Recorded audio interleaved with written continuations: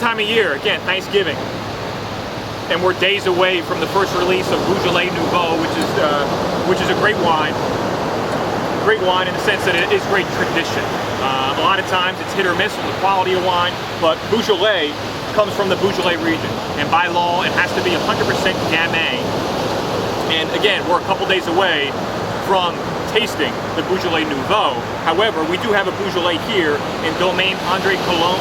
This is vintage 2007.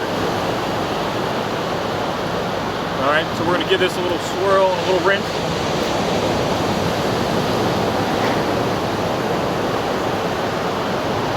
So Beaujolais by nature, it's a very light body, and you can see here, especially the light that we have today, absolutely incredible. Typically always a light-bodied wine. Occasionally you can have a medium-bodied Beaujolais, but again, light-bodied. A lot of times, again, rush to the bottle by means of carbonic maceration, which gives it a lot of just upfront fruit. It's a very light wine, very delicate. Domaine Andre Cologne, again, incredibly small production, all hand harvested. A very hands-on domain here, Andre.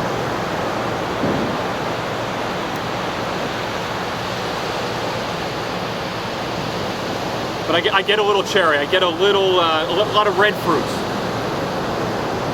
Some cherry, a little bit of raspberry.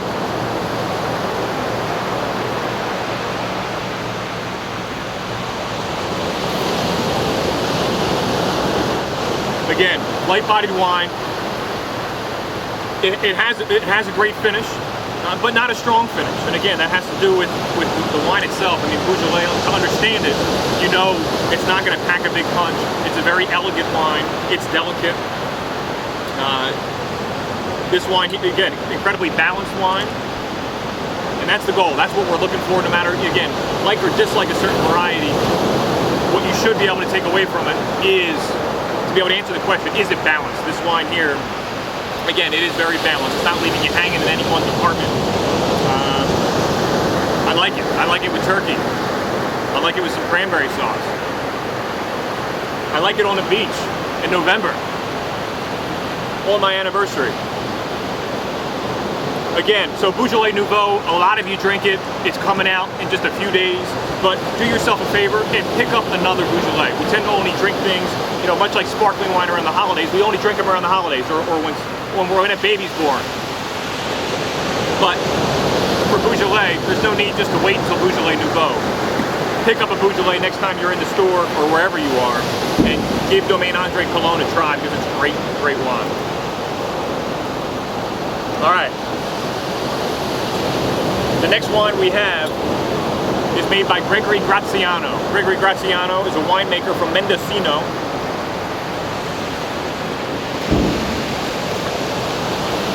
Gregory Graziano's family has roots in Italy, and while we're drinking his Zinfandel today, we also know that Zinfandel, also known as Primitivo, from Italy.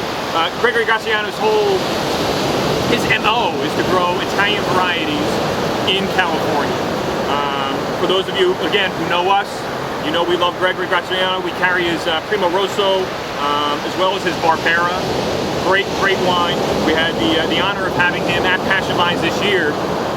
And the Zinfandel, I would say, was probably the most popular, and for a couple reasons. And first, you know, I'm just looking at the color here, and again, we're sitting outside under a beautiful November sky. And as the Zinfandel, right away, what I'm reminded of, it's just how, I don't want to say light-bodied. Now, Zinfandel is a monster wine, but again, you would think most Zinfandels would be a lot darker than what it is here.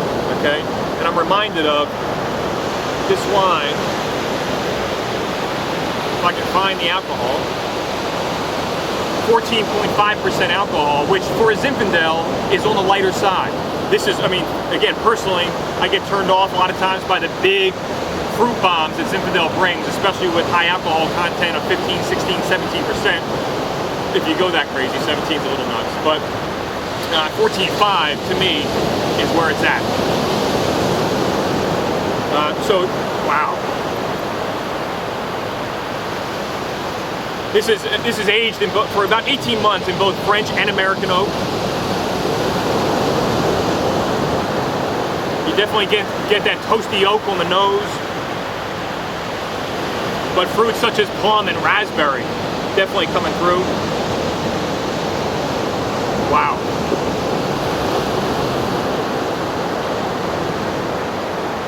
Let's give it a try.